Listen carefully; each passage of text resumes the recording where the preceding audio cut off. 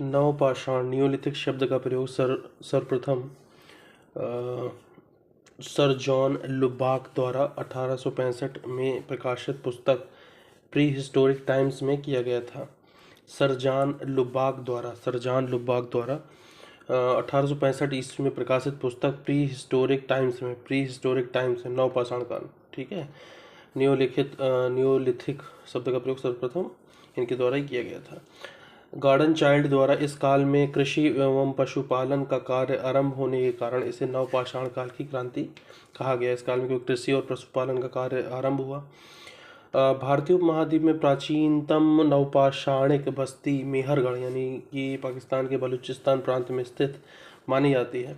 यद्यपि उत्तर प्रदेश के विंध्य क्षेत्र में पल्लवित होने वाले नवपाषाणिक संस्कृति का भी संदर्भ में महत्वपूर्ण स्थान है।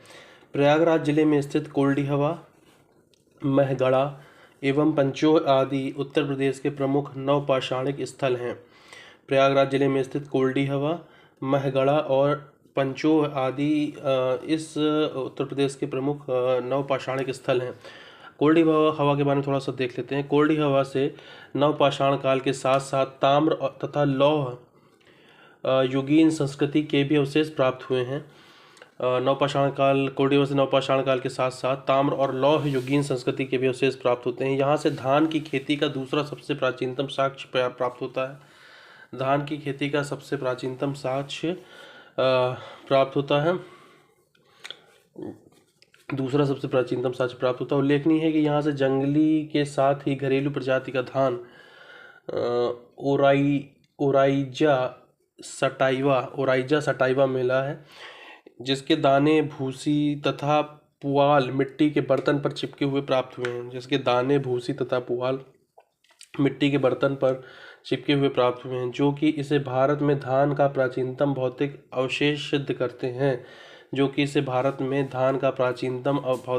सिद्ध करते हैं। अब दूसरा है जैसे महगढ़ा तथा पंचोह।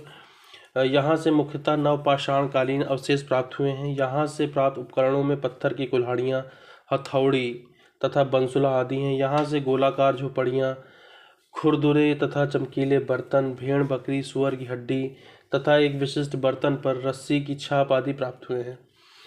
यहाँ से गोलाकार झोपड़ियाँ, खुरदुरे तथा चमकीले बर्तन, भेड़, बकरी व सुअर की हड्डी तथा एक विशिष्ट बर्तन पर रस्सी की छाप आदि प्राप्त हुए हैं। धान के अतिरिक्त महगढ़ा से जौ की खेती के भी साक्ष्य मिलते हैं। इसके साथ ही यहाँ से एक पशु बाड़ा भी मिला है। परंपरागत रूप से धान की खेती का प्राचीनतम प्रमाण कोल्डी हवा 6500 ईसा पूर्व से प्राप्त माना जा रहा है। यद्यपि नवीन खोजों के अनुसार अब उत्तर प्रदेश के ही संत कबीर नगर जिले में स्थित लहुरा देव को धान की खेती का प्राचीनतम उदाहरण के रूप में मान्यता प्राप्त हो चुकी है।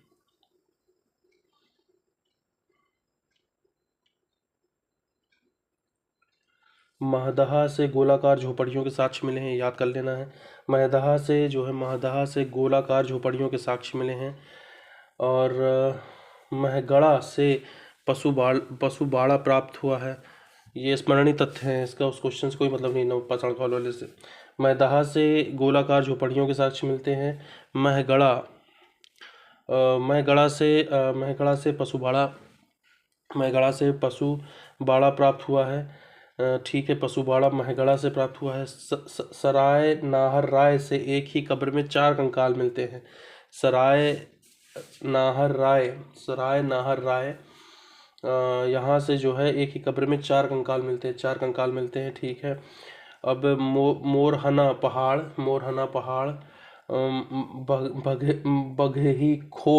बगही खोर, लेखहिया, चोपनी मांडो, महदहा, सराय नाहर राय एवं दमदमा आदि उत्तर प्रदेश के प्रमुख मध्य पाषाणिक स्थल हैं। मध्य पाषाणिक स्थल की बात करें तो कौन कौन से हैं? मोरहना पहाड़, बगही खोर, लेखहिया, चौपानी मांडो, महदहा, सराय नाहर राय एवं दमदमा आदि उत्तर प्रदेश के प्रमुख मध्य पाषाणिक मध्य पाषाणिक स्थल है। ठीक है। विश्व में धान की खेती का प्राचीनतम प्रमाण संत कबीर नगर के लहुरा देव से प्राप्त होता है। लोदहा लोदहा लोहदा नाले से अस्थि निर्मित मातृ देवी की मूर्ति प्राप्त होती है। उत्तर प्रदेश के पूर्व पाषाण स्थल चापर चांपिंग पेबुल संस्कृति का प्रतिनिधित्व करते हैं। ये स्मरणीय तथ्य हैं। हमने नव पाषाण काल की दो देखे। एक है देखी कोल्डी हवा और एक देखा महगढ़ा तथा पंचोह है। इसके बारे में हमने ऊपर पढ़ा।